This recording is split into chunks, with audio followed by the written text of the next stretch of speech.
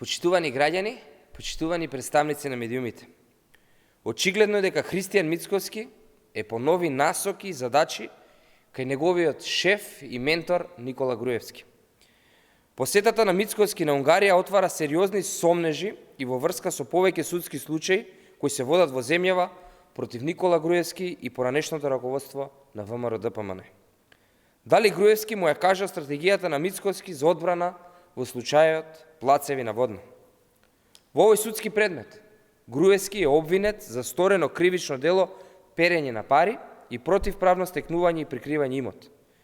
Со честите посети на Будимпешта во клучни периоди се покажува дека единствена цел на Мицкоски е да го одбрани криминалот на Никола Груевски.